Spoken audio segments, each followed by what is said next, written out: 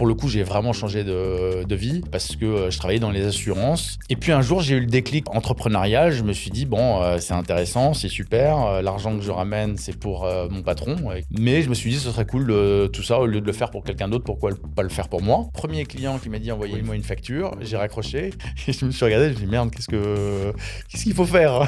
L'entrepreneuriat, moi, j'ai appris à aimer ça. J'y prends goût à tel point qu'aujourd'hui, je préfère être le lundi matin que le vendredi soir. Comment tu crées un réseau d'influence comme ça? Est-ce que tu avais un réseau, toi, particulièrement fourni ou tu... Au dernier déjeuner, tu avais le patron du GIGN, le patron du RAID, le patron de la BRI, Nicolas Sarkozy, qui est venu plusieurs fois, Albert de Monaco, Total, L'Oréal, Accor, Club Med, Pernod Ricard. Comment tu fais venir Albert de Monaco dans ton événement? C'est que des profils qu'a priori on croise pas à tous les coins de rue, tu vois, c'est ça qui est magique. T'as des anecdotes un peu croustilles de deals qui se sont produits pendant tes déj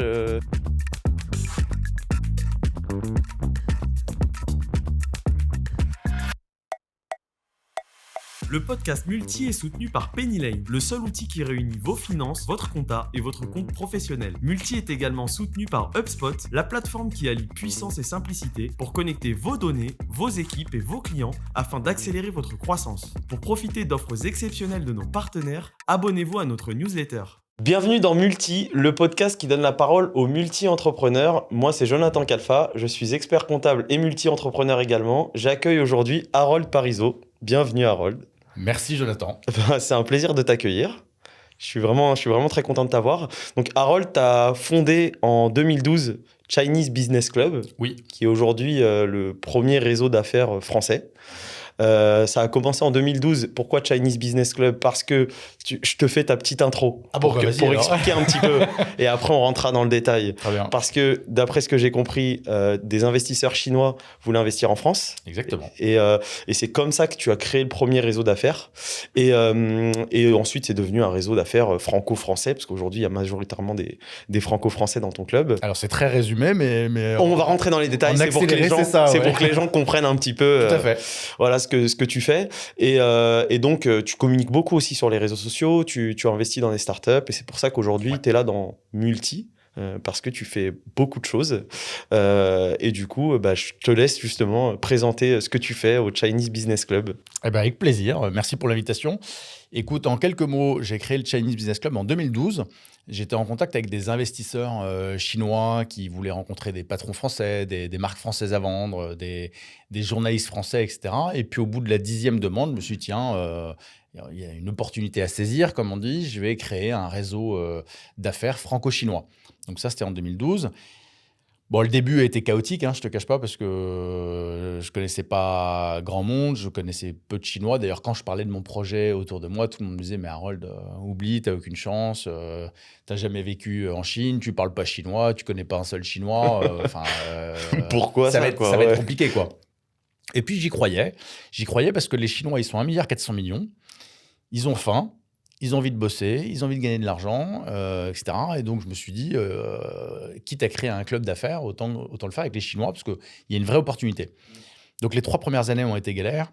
Et puis, je me suis dit, le plus important, c'est d'avoir le positionnement le plus premium possible et de toujours tirer le club vers le haut, notamment en ayant des invités d'honneur prestigieux. Et en 2015, on entendait pas mal parler du ministre de l'économie, qui s'appelait à ce moment-là Emmanuel Macron, et je me suis dit, il faut absolument que je le fasse venir dans mon club et tout. Et je me suis dit, je vais appeler Bercy, donc je passais par le standard, et donc je tombe sur l'hôtesse téléphonique à l'accueil qui me dit, pensez quand même pas que vous allez avoir le ministre de l'économie en appelant le standard. Culotté, le gars.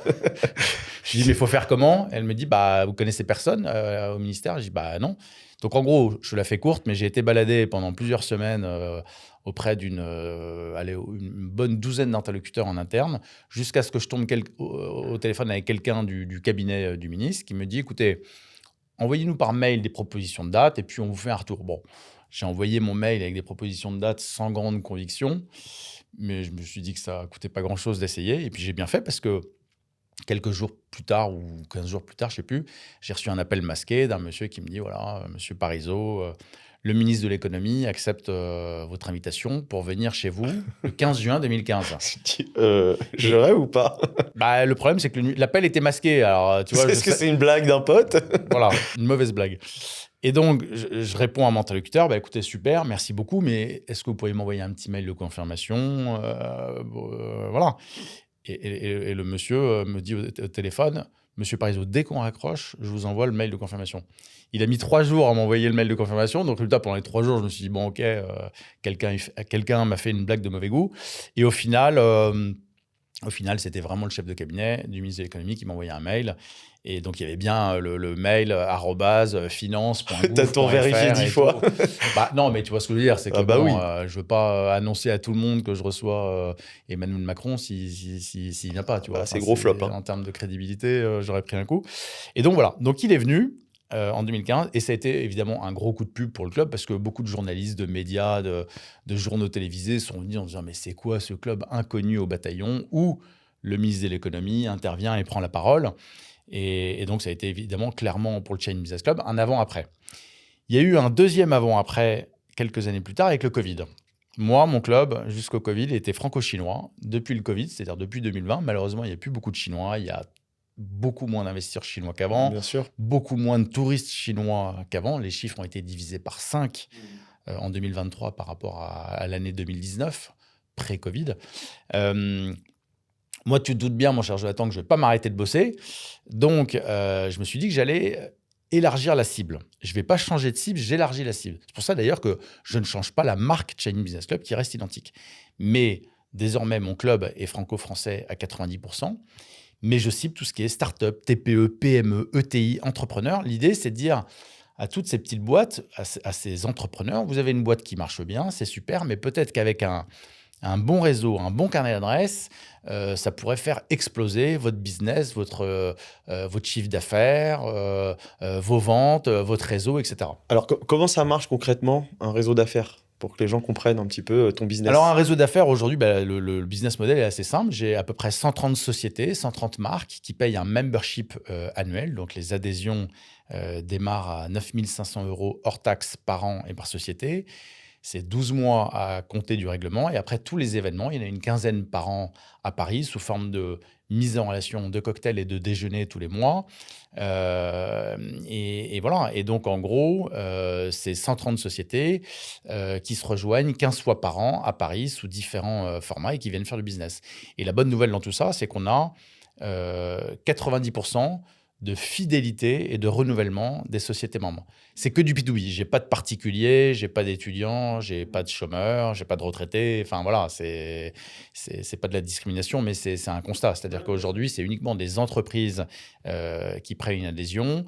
Les adhésions corporate, entre guillemets, ne sont pas nominatifs. Ça, par exemple, si ton entreprise adhère au Chinese Business Club, quand tu es dispo, tu viens. Et si sur certaines dates, tu n'es pas disponible parce que tu es en déplacement ou en business trip à l'étranger, etc., tu te fais représenter par ton associé, par ton bras droit, etc., sans aucun problème. Tu vois, ce n'est pas nominatif, c'est entreprise. Ok, ça marche. Alors, on va revenir au départ. Alors, avant 2012, qu'est-ce que tu faisais, Harold?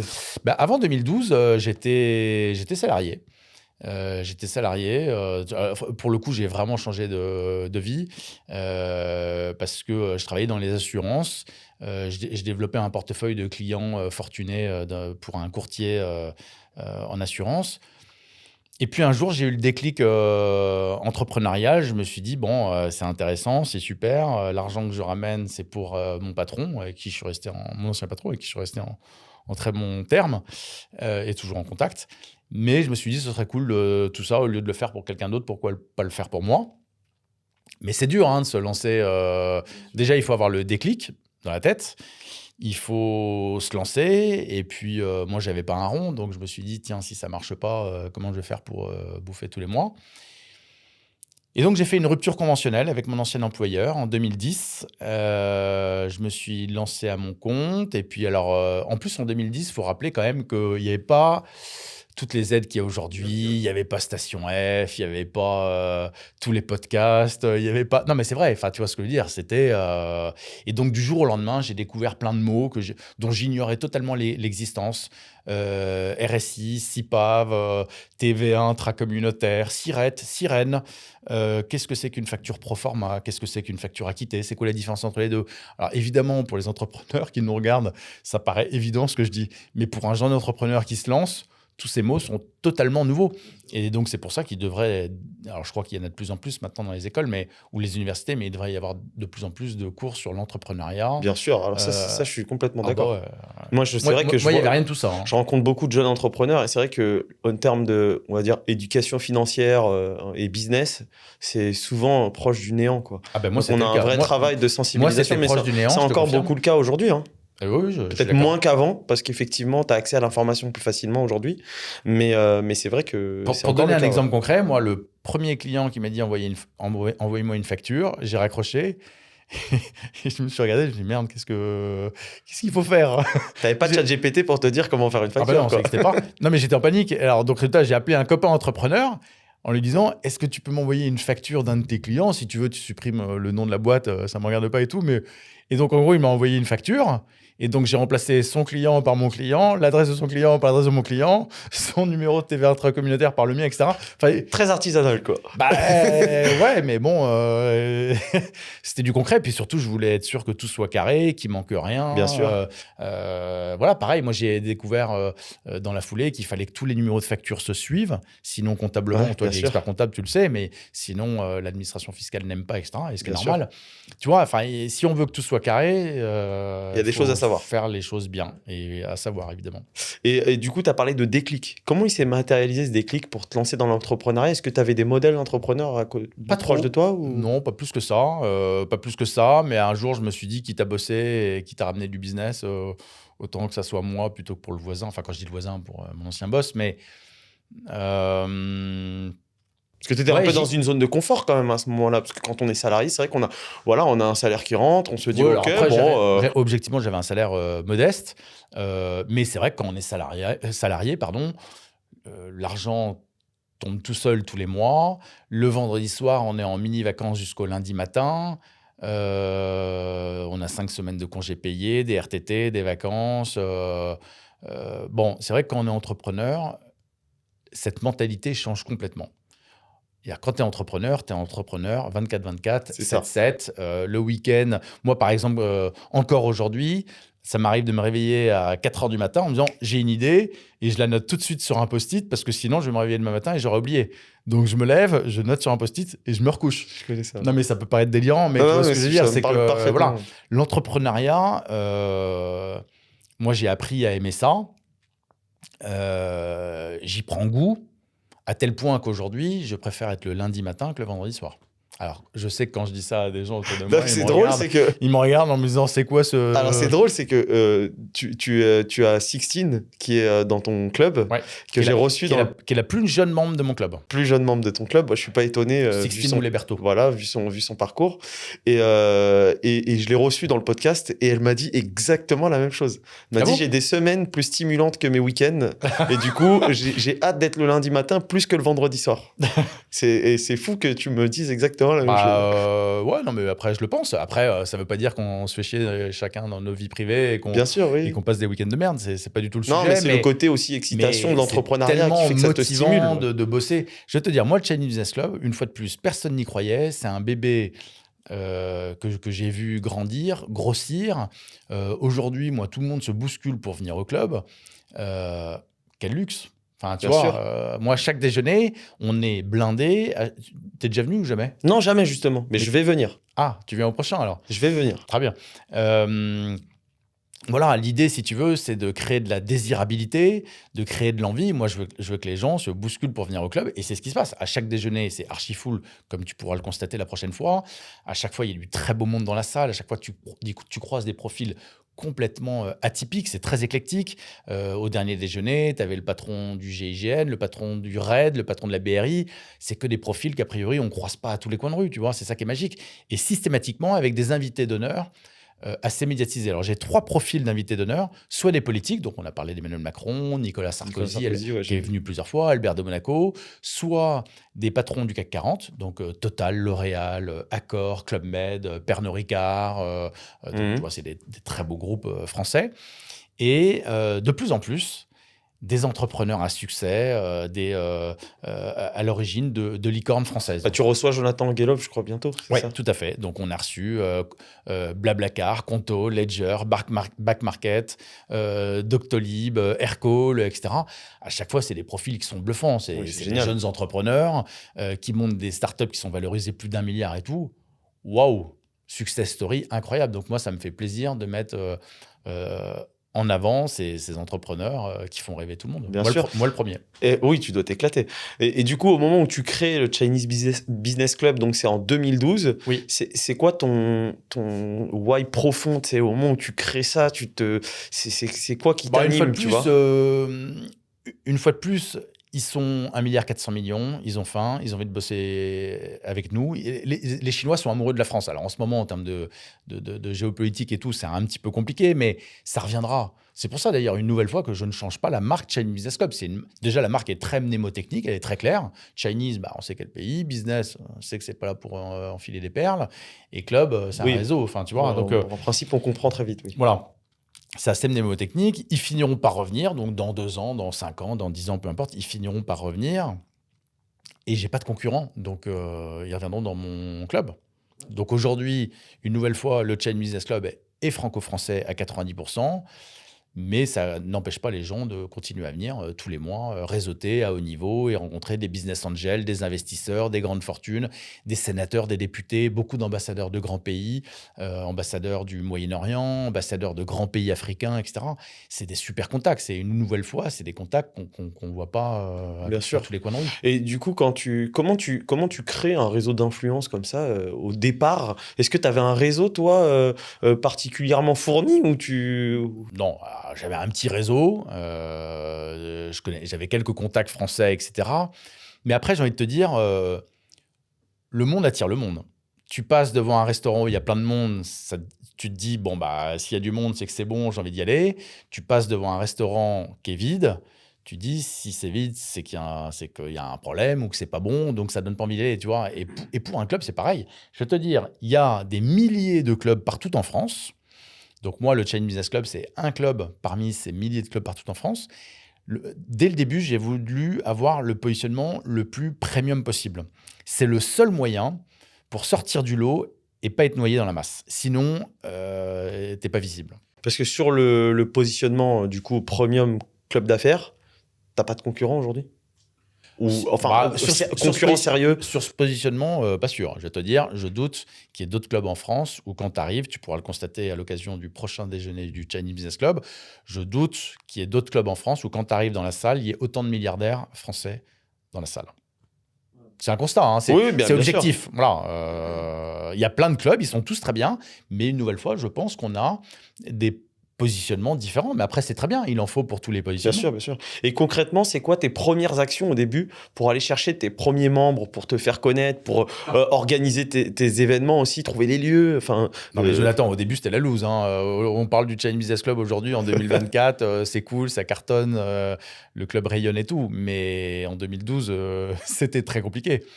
Il ressemble à quoi le premier événement? Bah, le premier événement, je me souviens, c'était en septembre 2012 au Polo de Paris à Bagatelle. Je courais un peu après les participants pour qu'ils veulent bien vouloir s'inscrire et venir. Donc en gros, on était allé moins de 50. Il y avait très peu de Chinois. Et puis les gens passaient un bon moment, mais non, mais c'était compliqué. Enfin, je vais pas te mentir. Hein. Ça a été très compliqué pendant 3 ans. Compliqué à tout point de vue. Compliqué pour faire venir des participants, compliqué pour faire venir des invités d'honneur. Sérieux, hein, je parle.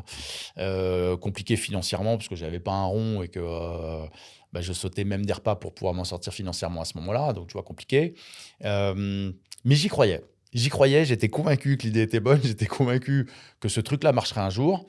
Et puis, bah, tu vois, ça a mis plus de 3 ans à décoller. Parce que c'est vrai que tu te dis, faire venir des gens dans un club d'affaires, au début, ça doit être compliqué quand il n'y a personne. Parce que tu as raison, c'est vrai, en fait, c'est un peu le chat qui se mord la queue. S'il n'y a personne, les gens n'ont pas envie de venir. Mais le but, c'est de donner l'envie aux autres. C'est-à-dire qu'il ne faut pas que tu sois toi en position de demandeur, mais l'idée, comme pour tout, c'est d'essayer d'inverser la tendance. C'est-à-dire, et c'est ce qui se passe aujourd'hui. Aujourd'hui, moi, c'est les gens et les sociétés et les marques qui me contactent pour venir au Chinese Business Club. moi, je fais pas de démarche commerciale.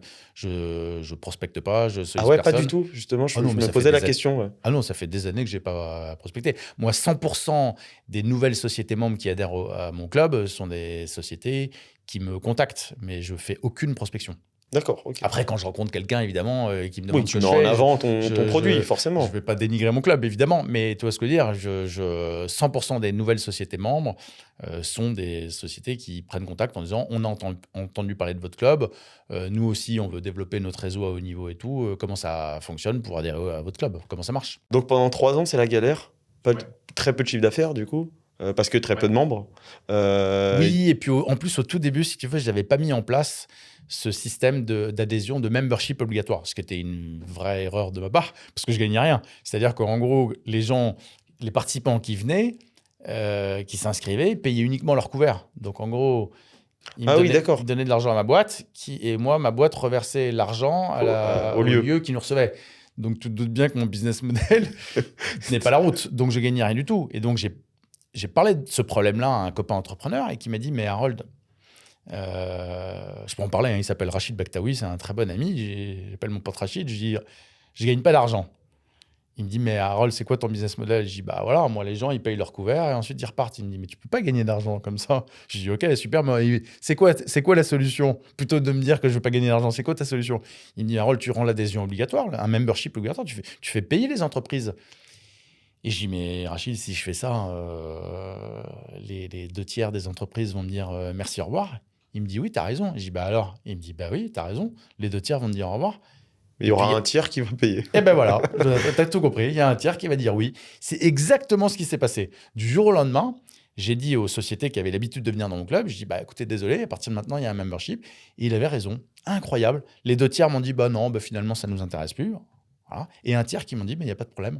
Envoyez-nous la facture. Et là, je me suis dit, Ça y est, j'ai quelque chose. Je tiens le truc. Non, mais franchement, hein, tu ne peux pas imaginer la satisfaction que j'ai eue à ce moment-là. Et je me suis dit, ça y est, c'est le début. Et en l'espace de quelques semaines, j'ai envoyé 5, 10, 15 factures. Et là, je me suis dit, ça y est. Et tu te souviens des montants des memberships à l'époque? Oui, il n'y a pas de grosse différence par rapport à aujourd'hui. À l'époque, on était à 7005 hors taxe et désormais, les premiers prix au club en 2024, on est à 9005 hors taxe. Donc, tu vois, il n'y a pas une énorme... moins que l'inflation. Si tu regardes depuis, sais pas, mais... Si tu regardes depuis... Non, mais tu vois, c'était il y a 10 ans, quoi, au final. 12 ans. 12 ans. Bah oui, c'était... oui, 12 ans. C'était en 2012. Ouais. Mais voilà, donc on est... Pour les premiers prix, on est passé effectivement de 7005 à 9005. Donc, tu vois, c'est pas... Donc là, sentiment de c'est pas satisfaction au moment où tu te dis Ah bah oui. oh là là, ça y est, je peux enfin envoyer des factures et en plus, je sais les faire. Non, et puis le business model du club, c'est ça. Voilà, c'est de la mise en relation, c'est des contacts à haut niveau, c'est des événements récurrents tous les mois à Paris. Parce que quand tu viens une fois comme ça, c'est beau, ça brille. Mais quand tu viens régulièrement, à la fin, tout le monde est copain, tout le monde se tutoie, tout le monde... Qu'est-ce que tu fais? Qu'est-ce que je fais? Comment on peut travailler ensemble? Comment on peut gagner de l'argent ensemble? Ah, tu m'as dit que tu faisais ça, mais attends, je te présente mon pote qui a une boîte, ça l'intéresse, etc. Tout est comme ça. Tu vois ce que je veux dire? C'est pas de la flûte. Hein. Ouais, C'est bien pas, sûr, bien sûr. c'est Bah, pas de toute façon, des- si tu as c'est- 90% de tes membres qui reviennent, c'est qu'ils y trouvent une Ouais, satisfaction. c'est vrai. Et ça fait 12 ans que ça dure. Hein. Voilà. Mais tu vois, c'est pas un truc mondain où on bouffe des macarons et avec une coupe de champagne. Enfin, tu vois, D'accord. c'est business, quoi. Et du coup, quand tu as eu les moments un peu difficiles, Ouais. est-ce qu'il y a un moment donné où tu as regretté de t'être lancé dans cette aventure ou est-ce que tu t'as... 15 fois, je me suis posé des questions, hein, ça c'est clair. Je vais te dire, quand tu vois que le truc décolle pas, quand tu vois que tu gagnes pas d'argent, tu te dis, est-ce que je fonce droit dans le mur? Est-ce qu'il serait éventuellement pas toujours temps d'arrêter? Évidemment que n'importe quel entrepreneur se pose ce genre de questions. Ça a été mon cas. Mais aujourd'hui, je serais incapable de faire machine arrière. Je regrette plus, je regrette pas, évidemment. Forcément. Mais évidemment qu'au début, tu doutes. Non, mais c'est normal, tu vois ce que je veux dire. Que, franchement, je suis convaincu que 100% des entrepreneurs ont douté. Et tu parlais du modèle avec les memberships. Il y a aussi des clubs d'affaires, je crois, qui ne fonctionnent pas avec ce modèle économique-là, mais qui se rémunèrent sur les deals qui sont réalisés par les membres. Est-ce qu'à un moment donné, tu t'es posé une question? Est-ce que Bah, je me suis posé une fois la question et puis j'ai réalisé que c'était absolument impossible à vérifier. Parce que moi, je passe mon temps à faire des mises en relation entre les membres du club. C'est-à-dire qu'à chaque fois, moi, j'ai un membre qui arrive, il me dit, tiens, Harold, j'ai vu qu'il y avait tel ambassadeur, tel sénateur, tel député, j'ai vu qu'il y avait le grand patron de telle marque présent. Est-ce que tu... Moi, je passe mon temps à faire des mises en relation. Donc, c'est ce que je fais. Ils échangent leur carte de visite et puis après, quand ils se revoient, je suis pas là pour bien checker ce qu'ils se disent.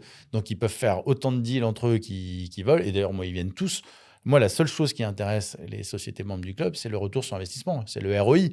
Donc, il y en a qui me disent, il y en a d'autres qui ne me disent pas. À la rigueur, ça ne me regarde pas spécialement, mais ils viennent tous pour faire du business. Et je suis, à mon avis, au courant du 10e de ce qui s'y passe réellement dans mon club. Donc, pour moi, en tout cas, ce serait impossible de me rémunérer là-dessus. Enfin, sinon... Toi, dans ton business model, ton coût le plus important, c'est quoi? C'est la location de la salle, de l'événement Oui, c'est ça. C'est ça? Oui, bien sûr. Moi, j'ai pas d'employés, j'ai pas de salariés, j'ai pas d'assistants. T'es tout seul dans ton business? Oui, j'ai pas d'employés, j'ai pas de salariés, j'ai pas de stagiaires, j'ai même pas de bureau. Donc, je travaille de chez moi avec mon petit ordinateur et mon téléphone. Mais j'ai pas de charge.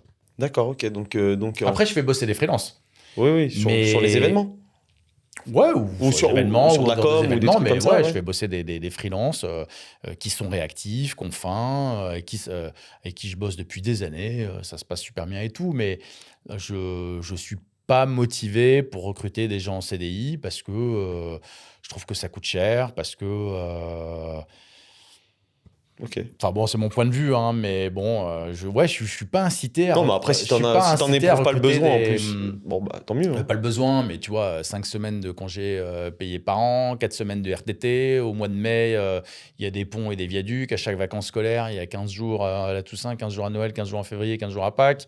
En juillet, août, personne ne bosse parce que tout le monde est en vacances. Ça coûte cher le CDI quand même dans ces conditions, tu vois. Donc, alors qu'un freelance, bah, l'intérêt du freelance, c'est que si tout le monde était freelance, on est tous indépendants, on se facture tous les uns aux autres, les autres. T'as envie de bosser, tu bosses. T'as pas envie de bosser, tu bosses pas, mais t'envoies pas de facture. Tu vois, enfin, c'est... Bien sûr. C'est mon point de vue. Et est-ce que tu as eu à un moment donné les invités d'honneur? Oui. Est-ce que ça se rémunère ou est-ce qu'ils viennent? Jamais. Ok. Depuis 2012, j'ai jamais rémunéré un seul invité d'honneur et j'ai reçu des très beaux invités d'honneur, notamment à l'occasion de la Journée internationale des droits des femmes, parce que tous les ans, au club, on fait une édition spéciale femmes qui cartonne, où on a eu l'honneur de recevoir Sophie Marceau, Monica Bellucci, Carla Bruni, Alexandra Lamy, Virginie Ledoyen. Alors, tu m'as dit que tu n'allais pas à la chasse aux membres parce qu'ils viennent te contacter. Comment ça se passe par contre pour les invités d'honneur? Bah, les invités d'honneur, c'est un peu, je devrais pas dire ça, mais c'est un peu système D, c'est-à-dire qu'à chaque fois, c'est par personne interposée. Ouais, j'aimerais bien voir un tel. Bah Et oui, du coup, alors après, moi, tu vas à la chasse, quoi. Exactement. Après, il y en a plein que j'aimerais avoir et que j'ai jamais eu. Par exemple, une Sophie Marceau, comment ça se passe? Bah, Sophie Marceau, j'ai contacté son agent à l'époque, quand elle est venue, je crois que c'était en 2016 ou 2017. Et puis, ça l'intéressait. Et puis, voilà. Après, moi, l'intérêt pour eux, parce que, si tu veux, ils ne viennent pas pour me faire plaisir. Enfin, pas que. L'intérêt pour eux, si tu veux, c'est que j'ai quand même pas mal de médias présents à chaque déjeuner. C'est-à-dire que sur un déjeuner normal, j'ai BFM, Challenge, Les Échos, Le Figaro, Le Point, etc. Donc, il y a un intérêt pour l'invité d'honneur pour lequel il y aura des retombées médiatiques. Et après, sur la journée de la femme, il y a pas mal de magazines People, pas mal de magazines féminins, qui est une cible que je touche pas ou peu le restant de l'année. Et donc, ça intéresse également ces invités d'honneur, parce que ça permet de faire rayonner l'invité d'honneur une nouvelle fois auprès du grand public et des médias. Dans tes membres, tu as beaucoup moins de femmes que d'hommes? Ah non, pas du tout. La parité, elle est respectée. On est quasiment à 50-50 entre le nombre de femmes et d'hommes au Chinese Business Club. Non, mais par contre, sur l'édition spéciale femmes, là, pour le coup, il y a 80% de femmes. D'accord. Mais les membres hommes qui viennent sont ravis. Et est-ce ils sont contents, ils sont bien accompagnés? Non, mais c'est hyper sympa. Non, mais l'édition du mois de mars, tous les ans, est une édition sympa, festive, on passe un bon moment. C'est un peu plus cool, tu vois, c'est moins business. Le but, c'est de faire une édition plus fun tous les ans. D'accord. Et est-ce que tu as des sponsors, toi, sur le Chinese Business Club? Des marques qui sont mises en avant sur les événements ou... Non, mais alors après, en gros, on parlait tout à l'heure du business model. Aujourd'hui, j'ai les 3/4 des sociétés membres qui sont en adhésion corporate, donc adhésion à 9005 hors taxe, avec un emplacement libre à tous les déjeuners. Et à côté de ça, effectivement, j'ai des partenaires qui payent beaucoup plus cher, mais je vais t'expliquer pourquoi. Bronze, 25K hors taxe, argent, 50K hors taxe et or, 75K hors taxe. Et en fait, ces grosses différences de prix s'expliquent par le fait que systématiquement, les partenaires bénéficient de plusieurs places à la table d'honneur à tous les déjeuners. Ils peuvent choisir leurs voisins de droite, de gauche, d'en face, etc. à tous les déj. Par exemple, quand tu es partenaire, tu me dis, bah voilà, Harold, au prochain déjeuner, par exemple, le prochain déjeuner du 24 juin avec Éric Larchevêque, le fondateur de la licorne Ledger, j'aimerais avoir à ma droite Bouygues, à ma droite Dassault, et en face de moi, Michel Alliot-Marie, ou Philippe Douste-Blazy, ou Jacques Séguéla, ou le patron de Shiseido, ou le patron de Clarins. Et moi, j'ai tout intérêt à faire en sorte que toute l'année, en tant que partenaire, tu sois content de tes emplacements à la table d'honneur pour qu'à la fin de l'année, tu fasses partie des 9 boîtes sur 10 qui renouvellent quasiment automatiquement l'adhésion, le membership.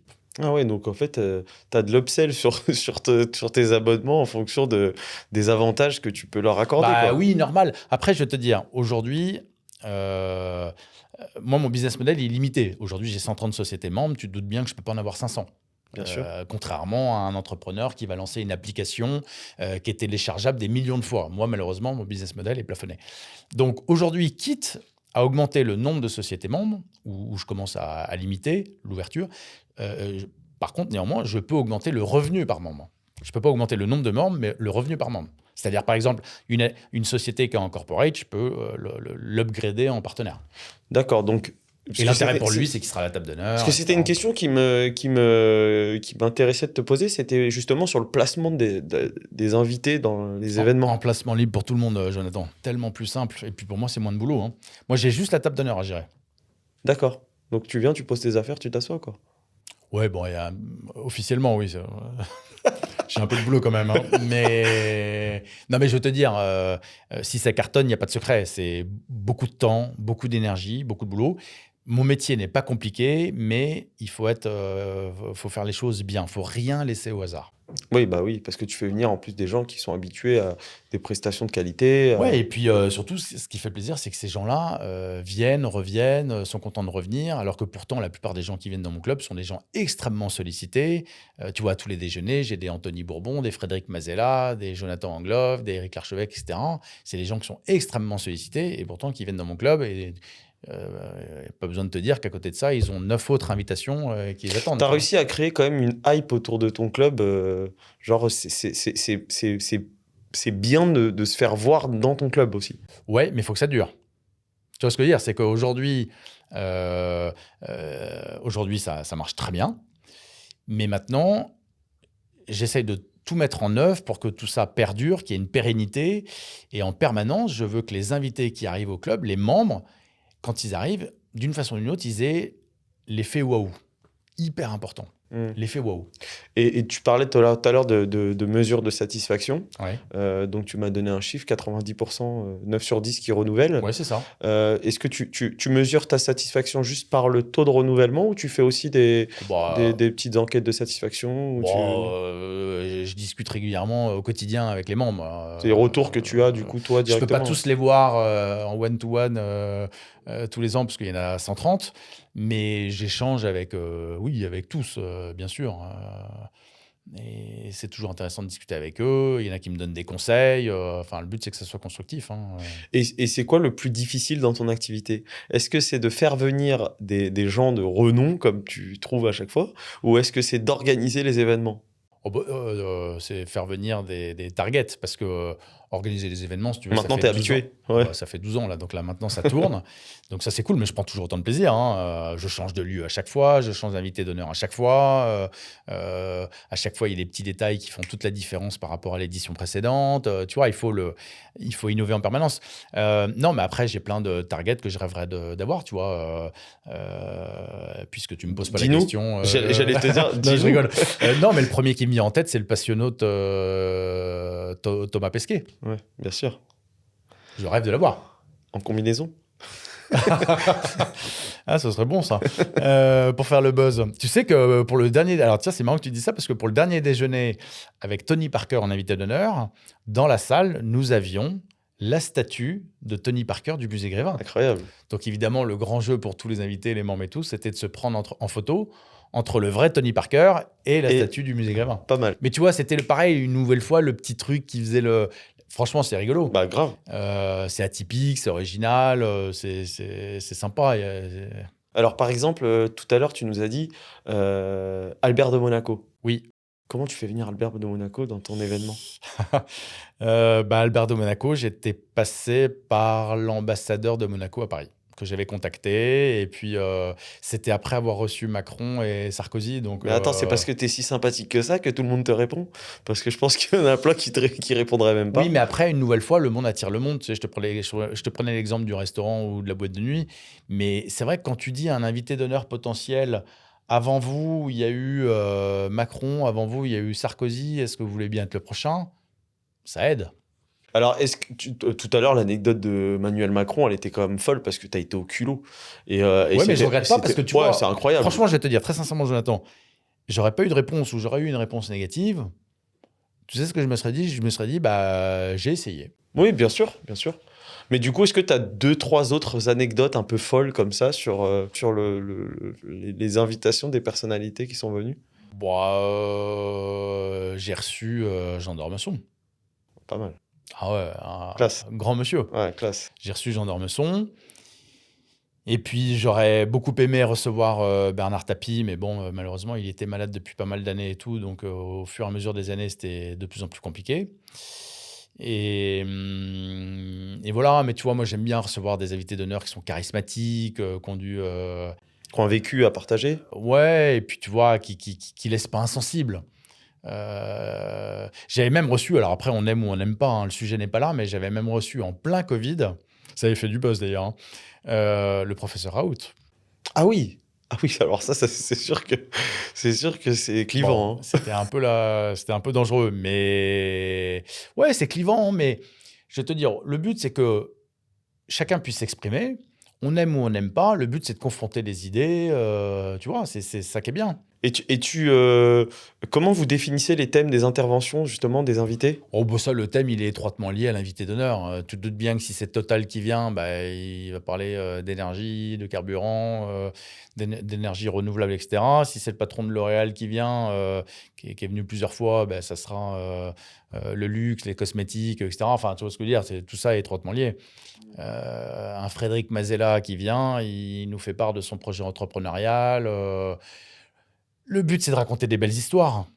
Ouais. Tu vois, regarde Anthony Bourbon, ancien SDF qui monte des boîtes qui cartonnent. Jonathan Anglove, ancien gamin de la DAS qui monte Aircall qui est valorisé plus d'1 milliard.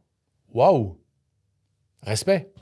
Et en termes Moi, de... je suis né à Neuilly-sur-Seine, donc tu vois. Ouais, bien sûr, bien sûr. Tu vois. Mais il faut pas oublier du coup J'ai que plus de chance, quand même. le but du club, c'est de créer des opportunités de business pour les membres. Ah, c'est que ça. Voilà. Le but, c'est, je veux dire, tu viens au club, tu rencontres. Évidemment que tu feras pas du business avec tout le monde au club, mais ce ne sont que des décideurs, c'est un énorme gain de temps. C'est oui ou c'est non, on en parlait tout à l'heure, c'est oui ou c'est non, mais au moins tu perds pas de temps. Tu rencontres des business angels, des investisseurs, des chefs d'entreprise. La plupart des patrons de mon club sont propriétaires de leur boîte. Tu rencontres des entrepreneurs à succès comme Sixtine Moulet-Berthaud. Tu rencontres des ambassadeurs de grands pays, on en parlait tout à l'heure. Tu rencontres des sénateurs, des députés, des chefs cuisiniers, des sportifs professionnels. C'est assez éclectique quand même. Ah, bien sûr, je pense bien que sûr. c'est ça qui fait la force du Chain Business Club. C'est une nouvelle fois de croiser, de rencontrer tous les mois des contacts qu'on croise pas à tous les coins de rue. Et du coup, après, tu as des membres des fois qui te disent « Ah, merci, grâce à ton Évidemment, bien club. sûr. Bah, c'est le but quand même. Ouais. Ouais. Après, je le fais pas pour ça, mais oui.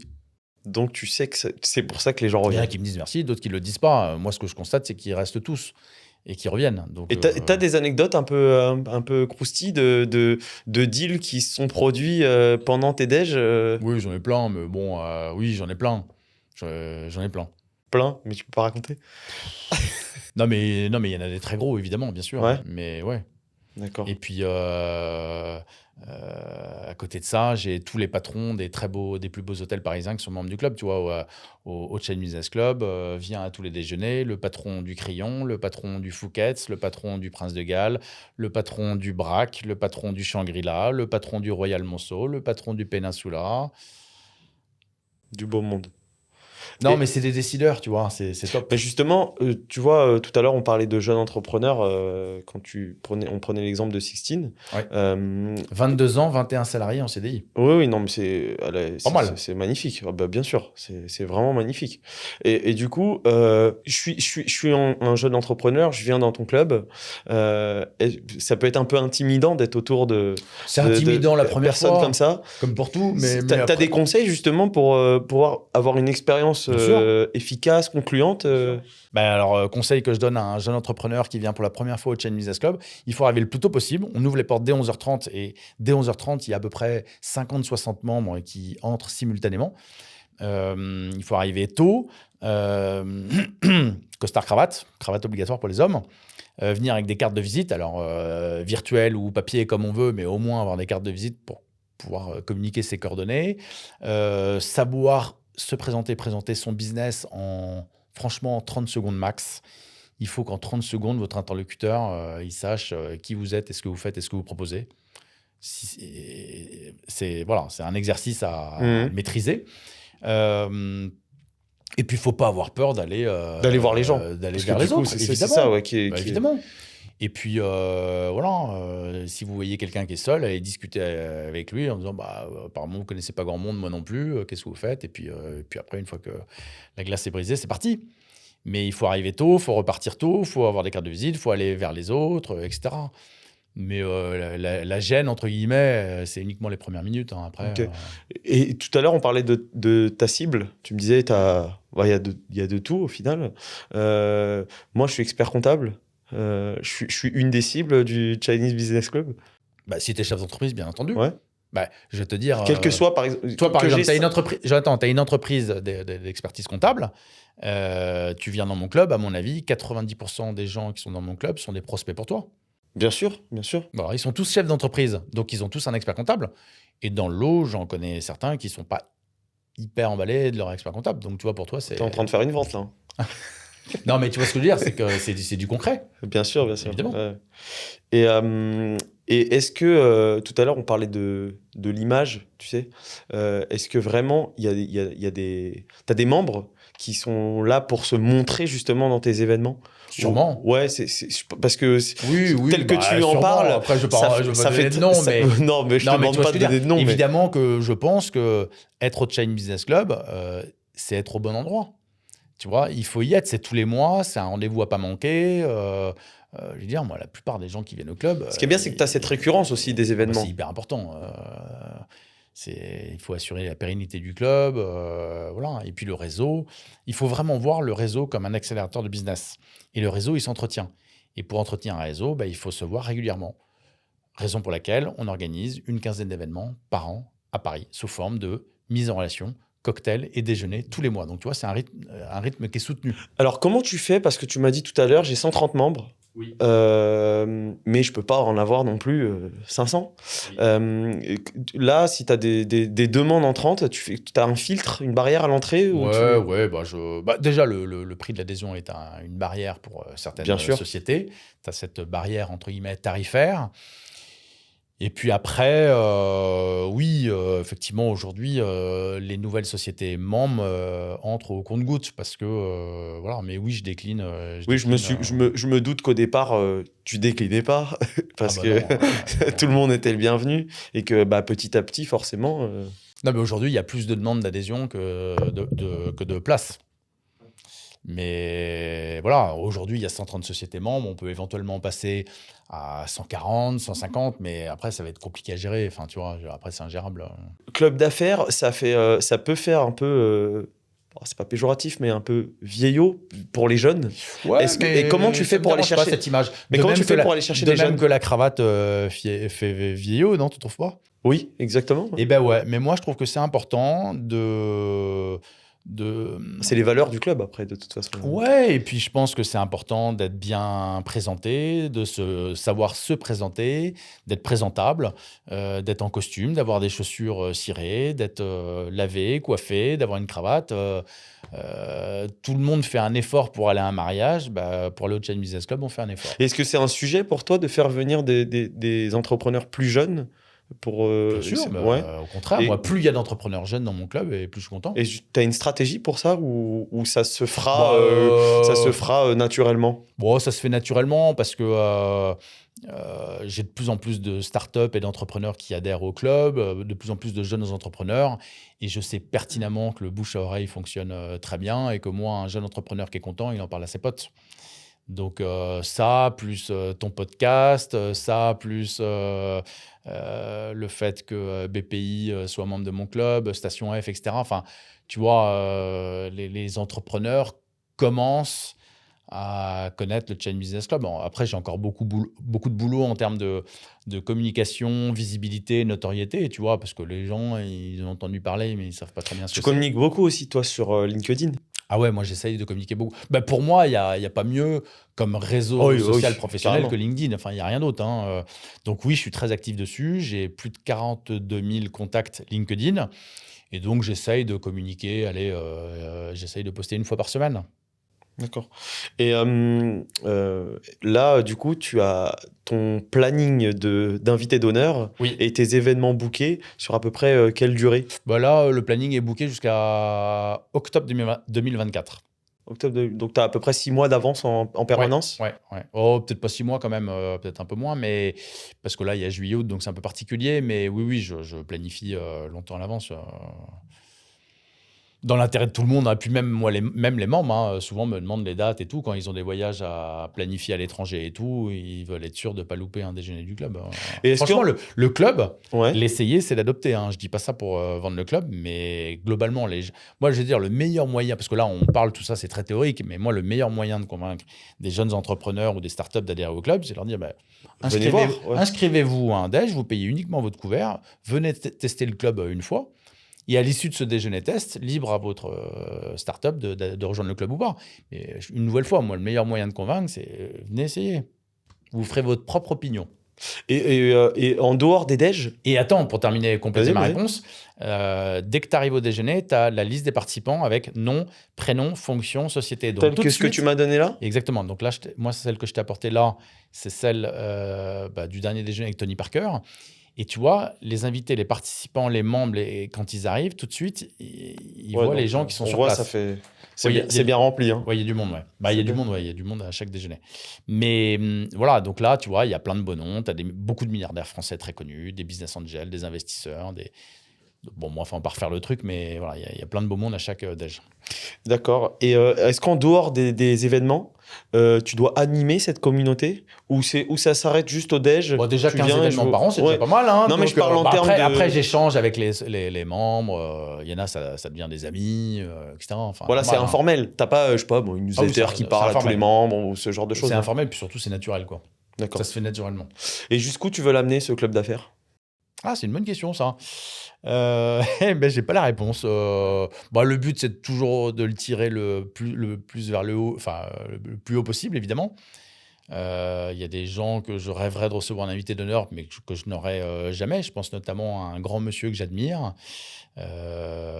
monsieur Bernard Arnault, que j'aimerais beaucoup recevoir en invité d'honneur. Bon, j'ai déjà eu la chance de recevoir deux de ses enfants. J'ai reçu Frédéric Arnault et j'ai reçu Alexandre Arnault. Je rêverais de recevoir le papa dont je suis extrêmement admiratif, parce que pour moi, c'est une success story incroyable. Et voilà. Là, si j'arrivais à le recevoir lui, là, ce serait l'apothéose. D'accord. Okay. On peut toujours rêver. On y croit. Ouais, mais t'as bien raison. L'espoir, c'est vivre. C'est ça qui te motive, en fait, aussi. Franchement, ouais. C'est ça qui te Je motive. sais que j'ai aucune chance, mais très sincèrement, j'essaye. Oublie que t'as aucune chance. Sur un malentendu, ça peut passer. Voilà, exactement. Mais évidemment que j'aimerais beaucoup. Après, je pense que c'est pas son truc et je respecte son choix. Et voilà. Mais j'ai déjà essayé et je réessayerai.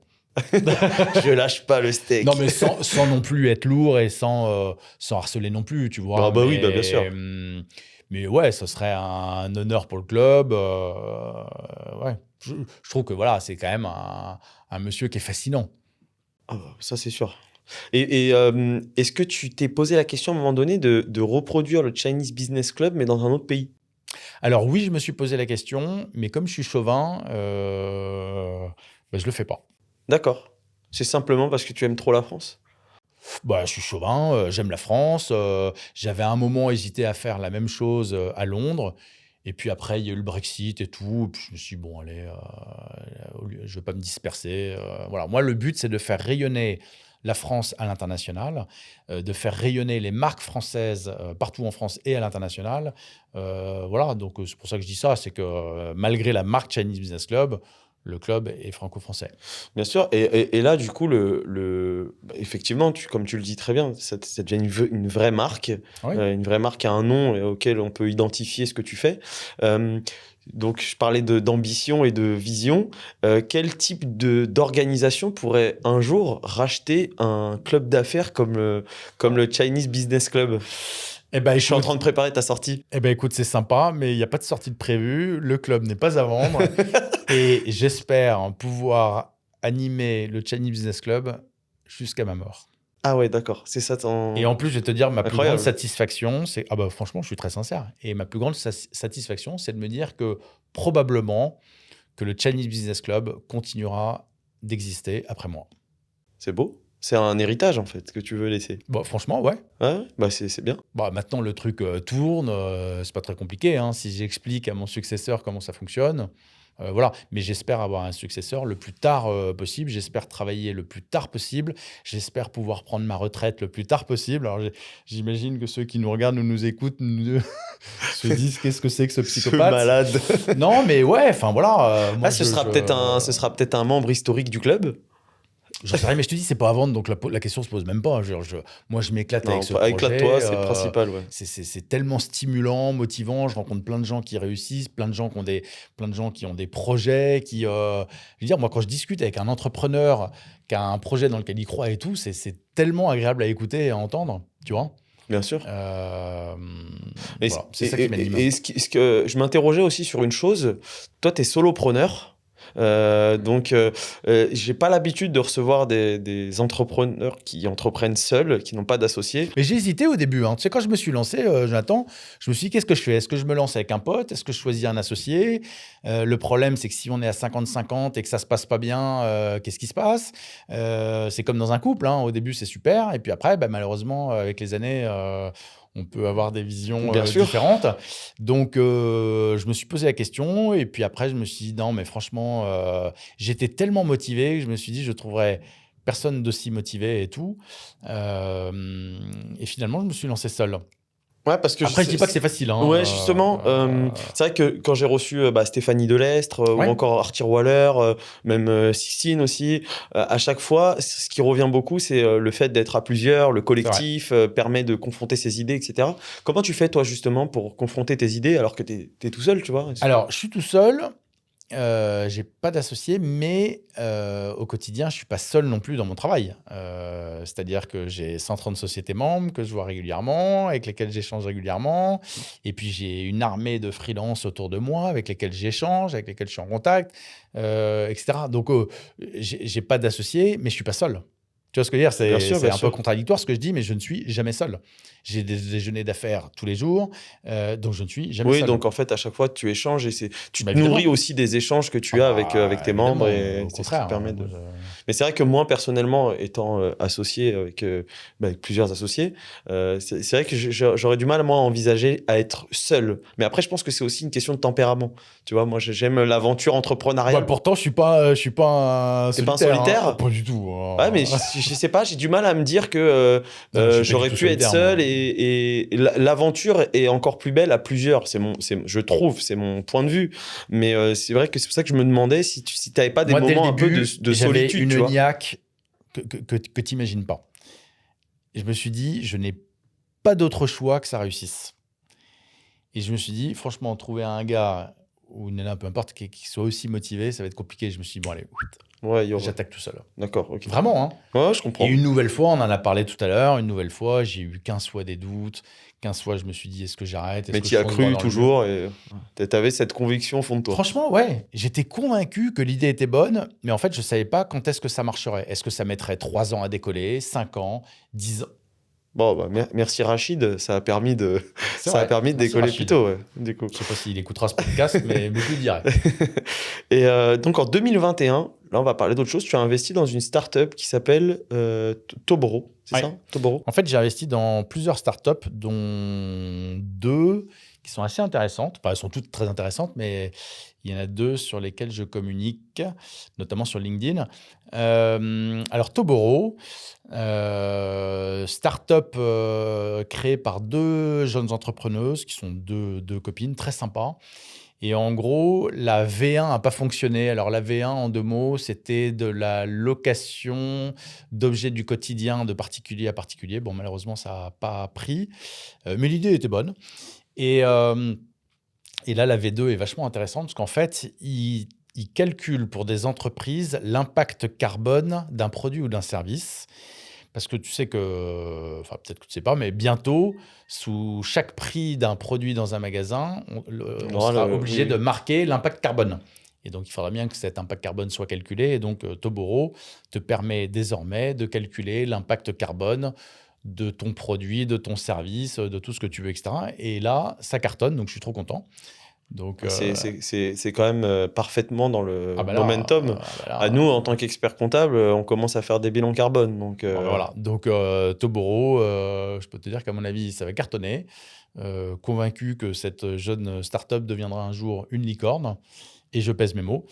Et voilà, donc ça, c'est la première start-up qui est assez alors, qu'est-ce qui t'a donné envie d'investir déjà dans des startups?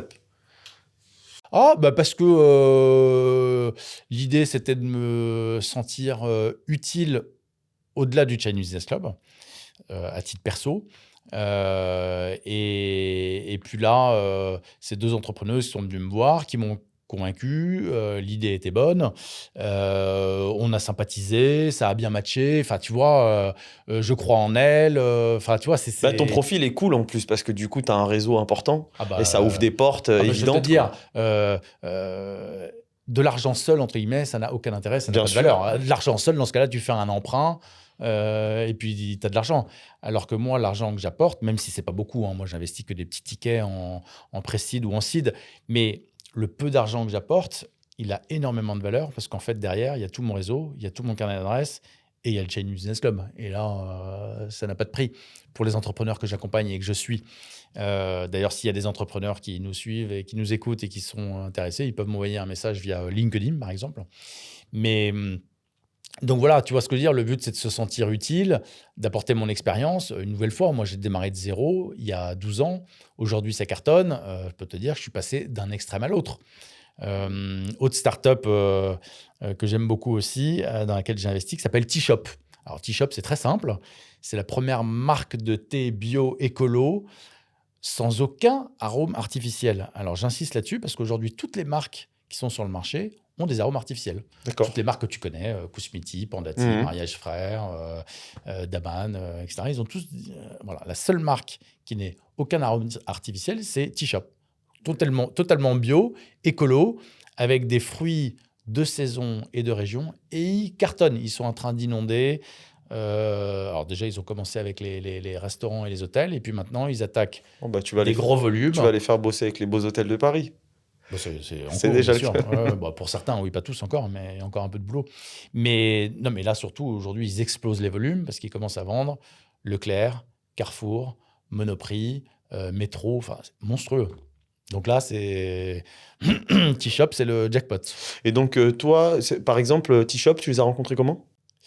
Alors, T-Shop, ce sont 2 jeunes entrepreneurs également qui m'ont contacté via LinkedIn aussi. Tout simplement. Ouais, bah, il n'y a pas trop de solution. Et du coup, c'est vrai que bah, moi, par exemple, nous, on monte des club deals. Parce qu'on a des entrepreneurs qui viennent nous voir pour lever, on a des clients qui veulent investir, etc. Donc, de temps en temps, on monte des club deals comme ça. Et c'est vrai que, du coup, un profil comme le tien, il est super intéressant parce que...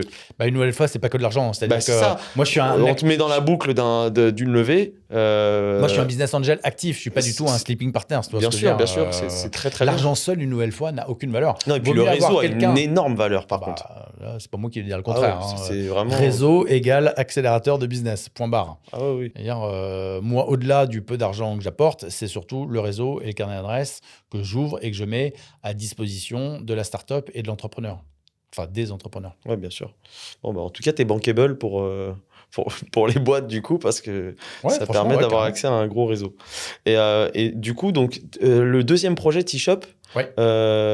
sans arôme artificiel, bio, c'est ça? Ouais, c'est la Et- première marque française de thé bio, écolo, aucun arôme artificiel. Donc, la première que tu as citée, c'était sur les impacts carbone. La deuxième, c'est écolo. Tu as une appétence particulière sur les sujets environnementaux ou c'est juste des opportunités? Opportunité, voilà. Je vais te dire, faut que ça matche avec les entrepreneurs et il faut que je croie à l'idée des entrepreneurs, à l'idée qui est proposée. Enfin, tu vois, et puis quand tous les paramètres sont réunis, bah, on attaque. Donc, tu es C'est pas actif dans compliqué, ces hein. projets, Ouais, en très plus actif. d'être actif, Moi, très actif. Ah bah oui, moi, les entrepreneurs que j'accompagne, je les ai plusieurs fois par semaine au téléphone. D'accord. Donc, je te dis, Oui, je oui. suis- Donc, tu es je suis vraiment actif. actif. Ok. Et pourtant, je m'ennuie pas. Hein. Donc, en plus de ton activité En du, plus du du- Chinese Business du Club, tout à Chinese fait. Business Club, et du coup, comment tu fais pour gérer ton temps, ton équilibre un petit peu, ça se passe comment? Bah, je bosse beaucoup, mais voilà, je suis passionné par ce que je fais. Et puis, c'est des moments sympas aussi. Tu vois, quand je vais déjeuner avec des membres du club au restaurant, je passe des moments sympas aussi. Tu vois, donc le but, c'est de joindre l'utile à l'agréable. D'accord. Et oui, mais en fait, c'est vrai que l'entrepreneuriat et ton business, en fait, c'est une de tes passions. Donc, du coup, Ah, tu bah, le vis pas comme une contrainte. Moi, j'ai mais, la chance de faire de ma passion mon métier. Enfin, vraiment, hein, je bosse beaucoup, mais j'ai pas l'impression de travailler. Après, ça m'arrive très souvent de bosser sur mon ordi jusqu'à minuit, 1h, 2h du mat, Ouais, je y me compris le doute. dimanche. Je me doute. Et quand tu rentres chez toi et que tu as passé la journée avec Bah, tu sais, je bosse de chez moi, Jonathan, hein, pour rappel. Donc, Oui, mais quand tu as été à un des événements. toi, tu rentres chez toi pour rien faire. Moi, je rentre chez moi pour bosser. Non, je te rassure, je bosse bon, beaucoup aussi. ça va. Non, mais Et- comme je bosse de chez moi, si tu veux, le chez moi, c'est maison et également à la fois travail, tu vois. Mais Ouais, je te bien dis, moi, sûr. j'ai aucun problème à. Non, moi, c'est différent, c'est que moi, j'habite même pas ici. Moi, là, on est à Paris, les studios sont à Paris, mes bureaux sont à Paris. Nous, on a à peu près 120 collaborateurs à Paris. Mais moi, je vis à côté de Nice. Donc, Attends, Jonathan, tu es en train de me dire que tu as 120 collaborateurs et que tu n'es pas membre du Chinese Business Club. Exactement. Et c'est pour ça que je fais peut-être une grosse erreur. Qu'est-ce qui se passe là? Il y a un souci là. Je fais peut-être une grosse erreur. Non, mais regarde la liste là. je- Il y a, il y a- je il y a- l'ai il y a lu, quatre- cette il y a liste. plus de 90% de prospects Ça pour m'a toi. ça m'a donné très envie de venir. Proposés sur un plateau. Qu'est-ce que je peux faire de plus? Je t'avoue que la liste m'a excité et ça m'a donné très envie de venir. Donc, non, mais je vais venir, ça c'est certain. Toi, t'es pas venu pour rien en plus, tu vois. Tu Ah. vas récupérer un moment. Et du coup, quand tu. T'as en fait, d'honneur ou pas? Ah, peut-être pas. Peut-être pas. Pas le même prix. Hein, mais bon. C'est clair. Non, mais du coup, quand je te disais quand tu rentres chez toi, c'est quand tu as un événement Ouais. avec le Chinese Business Club, bah, tu te retrouves aux côtés de, je sais pas, un Jean d'Ormesson, par exemple. Tu rentres chez toi, comment tu te sens, genre? Tu sais, d'avoir été à côté de personnes quand comme des ça. invités d'honneur et tout, je prends beaucoup de plaisir. Moi, je veux dire, je suis admiratif de gens qui réussissent. Je suis admiratif de gens qui gagnent de l'argent. Je suis admiratif de gens qui ont des projets et qui sont ambitieux. Tu vois, typiquement, on parlait de Toboro et de T-Shop tout à l'heure. Moi, je suis admiratif de leurs projets. Ils ont pas un rond, ils y croient, dur comme fer. Et je les accompagne et je suis admiratif de leur motivation. Et pourtant, ils ne gagnent pas un rond, pour l'instant. Pour l'instant. Ouais, mais. Mais avec toi en moteur, ça On verra. va les aider. J'espère que je pourrai les aider efficacement, évidemment. Mais tu vois ce que je veux dire, c'est que moi, je suis admiratif des gens qui sont motivés, qui réussissent, qui rebondissent. Moi, quelqu'un qui a la niaque, ça me stimule, quoi. Et aujourd'hui, quand tu regardes un peu dans le rétro, il y avait le Harold salarié et aujourd'hui, il y a le Harold C'est deux Harold différents. entrepreneur. Justement, ouais. Oh. Qu'est-ce qui a changé dans ta personnalité, dans vraiment le toi Ah ouais, profond, j'ai tu vraiment vois? mûri hein, en passant de salarié à entrepreneur. C'est vraiment deux mindsets complètement différents. Je raisonne plus du tout de la même façon. Franchement, c'est deux Harold différents, vraiment. Hein. Je serais incapable de faire machine arrière aujourd'hui. La vraie liberté professionnelle, c'est de ne pas avoir de supérieur hiérarchique. Moi, aujourd'hui, je fais ce que je veux, je bosse avec qui je veux. Si un membre, si une société veut adhérer au club et que ça ne m'intéresse pas, je ne réponds pas. Enfin, tu vois ce que je veux dire? C'est pas méchant, mais je bosse avec qui j'ai envie. C'est ça le vrai luxe, c'est ça la liberté. Bien sûr. Et je serais impossible aujourd'hui. C'est impossible pour moi aujourd'hui de faire machine arrière et de redevenir salarié. Je serais incapable. Bah, je comprends parce que personnellement, je pourrais pas non plus. Donc, Non, mais enfin voilà, après, on y prend goût. Moi, l'entrepreneuriat, c'est ma drogue. Hein. Je me drogue pas. Mais l'entrepreneuriat, c'est vraiment un truc, quand on y goûte, t'es dopé au c'est business. addictif. Ouais, et puis dopé surtout au business, puis surtout à la motivation. Je suis motivé, j'y crois. J'adore rencontrer plein d'entrepreneurs, découvrir des nouveaux projets et tout. Tu te motives avec des objectifs Non. Non, t'en as pas besoin?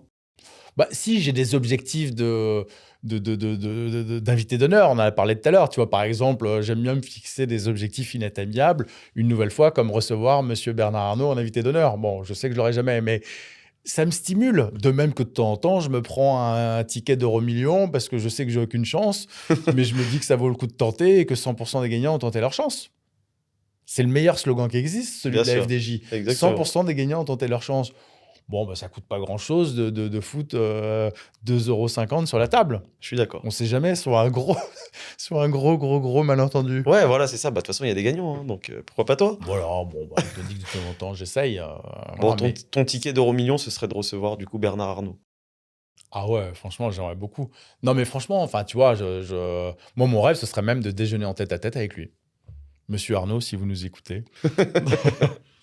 Je suis pas certain qu'il écoute mon podcast, mais bon, pourquoi Non, pas? mais ses enfants peuvent Et- écouter le ouais, podcast. c'est vrai, c'est vrai. En plus, il y en a un que. Non, mais je sais qu'il est très sollicité, et je sais qu'il s'en fout et Il y tout. en a mais... un avec qui on travaille en plus, donc. Ah, bon, très voilà. bien.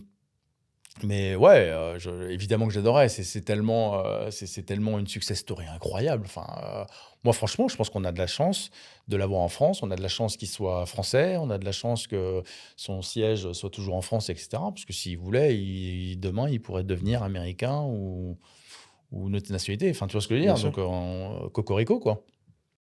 Eh bien, tu es un fervent défenseur de la France. Ça me rappelle Malgré la marque, ça me Chad rappelle Business Andrea Club. Ben Saïd, qui est un grand patriote français. Non, Euh, mais c'est important. Je pense qu'on a la chance d'habiter un pays formidable où on a quand même énormément d'avantages en France. Moi, je vais te dire, j'ai la chance de beaucoup voyager et tu t'aperçois qu'à l'étranger, les crèches sont pas gratuites, les écoles sont pas gratuites, il n'y a pas de sécurité sociale, les hôpitaux sont payants à l'étranger, y compris aux États-Unis. Hein. Aux États-Unis, si tu n'as pas de carte bleue et que tu es malade, tu restes sur le trottoir. Aujourd'hui, en France, bah, c'est marche ou crève là-bas. Ouais, voilà. Non, mais en France, tu vois, on a quand même un super système social. Alors, après, qui est peut-être trop élevé, peut-être que trop d'aides, tu les aides, je sais pas. Mais aujourd'hui, tu tombes au chômage, tu touches de l'argent tous les mois sans rien faire. Tu pars à la retraite, tu touches tous les mois de l'argent Puis sans t'as des rien aides. faire jusqu'à ta mort. Tu Enfin, as des aides pour entreprendre. il y a des aides Ça, c'est- qui n'existaient pas. Bien sûr. Tu en l'as 2000. senti, c'est pour ça que tu as mangé des pâtes pendant 3 ans. Non, mais réellement, ouais, franchement. Et du coup, Après, quand tu es motivé, je te dis rien, t'arrêtes. Vraiment, hein, quand tu es motivé, motivation, c'est un truc, c'est Ouais. c'est une vitamine incroyable. C'est la vitamine de l'entrepreneur. moi j'adore le challenge, la motivation, la discipline aussi. Je pense que c'est Ah bah oui, une il faut notion être très rigoureux, très importante. il faut être bosseur, il faut pas avoir peur de bosser et tout. C'est pour ça que je te dis, moi j'ai complètement changé, parce qu'avant, quand j'étais salarié, j'étais beaucoup plus cool. Je veux dire, je me foutais pas la pression. Je savais que de toute façon, le salaire allait tomber automatiquement à la fin du mois. Donc, tu vois, je pense que malheureusement, quand tu es salarié, je suis pas sûr que la motivation soit la même. Tu vois, quand tu sais que Bien de sûr. toute façon, tu Après, vas ça être payé, convient Un peu à un comme- type de personne. Et un peu c'est- comme un fonctionnaire. Comment être motivé quand on est fonctionnaire? Que tu bosses ou que tu bosses pas, de toute façon, tu touches ton salaire. Et en termes de motivation, c'est compliqué quand même. D'ailleurs, le statut de fonctionnaire aujourd'hui ne devrait plus exister. C'est un truc qui a été créé après la Seconde Guerre mondiale parce qu'il y avait plein de boulot pour tout le monde. Aujourd'hui, on est 2024. Franchement, le statut de fonctionnaire ne devrait même plus exister. Enfin, c'est mon point de vue, hein, mais bon. On devrait Après, chacun on peut- être. Mais on peut pas avoir que des profils entrepreneur, tu vois. Non, ça peut bien pas, sûr, ça mais... peut pas exister. Oui, mais dans ce cas-là, il faut pas dire salaud de patron. Dans ce cas-là... Ah oui, c'est sûr. Ah non, ça c'est Non, évident. mais tu vois ce que je veux dire. Bien Ou sûr. sinon, chacun a un numéro de SIRET. Et puis, au lieu d'être salarié, c'est-à-dire qu'il n'y aurait plus de rapport employé-employeur, chacun a un numéro de SIRET. Fournisseur client. Exactement, fournisseur client. Donc, tu fais bosser un gars, et ben, au lieu que ça soit ton salarié, c'est un prestataire, et à la fin du mois, au lieu que tu lui verses son salaire automatiquement, c'est lui qui t'envoie sa facture. C'est différent. J'ai vu Le résultat est le même. En plus, j'ai vu une étude qui disait que apparemment, pour avoir des salariés plus impliqués et plus motivés, ils devraient avoir plusieurs employeurs. Pour avoir moins de routine, moins de... Très bien. Donc, ça rejoint un petit peu ce que tu dis. Moi, parce ça me choque que pas du tout, au contraire, je trouve ça très bien. si tu bosses avec des freelances, ils bossent avec plusieurs clients, théoriquement. Moi, je fais bosser que des freelances et voilà, c'est des entrepreneurs qui sont dynamiques, qui sont motivés, qui sont jeunes, qui bossent. Très bien. Voilà. C'est bien. Et je vais te poser une dernière question. Est-ce que tu as un projet coup de cœur, un rêve d'un projet coup de cœur que tu aimerais faire, réaliser jusqu'à, je sais pas, d'ici 10-15 ans? Alors, pas du tout. Pas du tout. Ça, c'est pas la question, la réponse à laquelle tu t'attendais. Si, parce que des fois, on me répond non, je suis très bien dans ce que je fais. Non, mais là, j'ai pas de... Bah, si, mon souhait, c'est de continuer à accompagner des entrepreneurs qui ont des bonnes idées. J'en rencontre plein. Il y a plein de bonnes idées. Puis tu vois, c'est toujours intéressant de rencontrer des... Tu t'éclates quand même pas mal, on dirait, dans cette activité aussi Ouais, de j'aime business bien. angel. Là, Ouais, ça bien se voit sûr. que tu... Bon, après, une nouvelle fois, hein, je suis pas Xavier Niel non plus. Non, Mais, non. mais tu vois, je trouve ça intéressant. Et puis, moi, T'as j'aide... pas besoin de mettre 10 millions sur la table pour apporter des choses. Non, mais donc, tu vois ce que je veux dire, c'est je que j'aide à comprends. mon petit niveau, mais je pense réellement que le réseau que je peux apporter a, entre guillemets, beaucoup plus de valeur que Bien l'argent sûr, que bien j'apporte. sûr. Ok, super. Pour conclure, est-ce que tu veux redire un petit mot pour donner aux gens envie de rejoindre ton club? Ah, ouais. J'ai une communauté du coup qui est plutôt de jeunes entrepreneurs. Donc c'est l'occasion aussi de leur donner envie de tester. Eh ben déjà, merci beaucoup Jonathan pour ce Merci à podcast toi. et merci pour ton invitation. Et pour répondre à ta question, amis entrepreneurs, n'hésitez pas à venir tester le club une fois. Venez tester le club une fois et puis à l'issue de ce déjeuner test, libre à vous de rejoindre le club ou pas.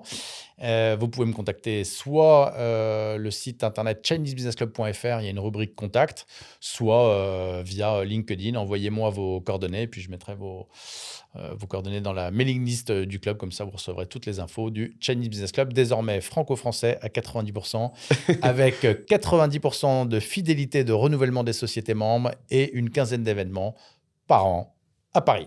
Et ma présence bientôt. Et bientôt un nouveau membre. Je vais venir. Je comprends même pas que tu sois pas déjà membre. Eh ben écoute, tu vois, on peut Comme être quoi, bête. il n'est pas trop tard. On peut être bête et apprendre encore. Hein. C'est vrai. Non, mais en tout cas, je te remercie vraiment pour tes réponses, la sincérité de tes réponses. C'était super intéressant. J'avais vraiment envie de découvrir. On se connaît pas, en fait. On a échangé très rapidement via les réseaux, mais on se connaissait pas. Et du coup, j'avais envie de te découvrir et j'ai appris plein de choses sur toi. Donc, c'était vraiment très, sympa. très intéressant. Merci beaucoup. J'ai apprécié vraiment l'échange. Et à bientôt au Chinese Business Club. Voilà, c'est ça. Le mec qui met la pression. Je vais venir. En tout cas, cet épisode est terminé. Je vous dis à très bientôt pour un nouvel épisode. N'oubliez pas de commenter, liker et de partager. Ça nous donne de la force, ça permet d'augmenter notre visibilité. Et puis à très bientôt avec un nouvel invité.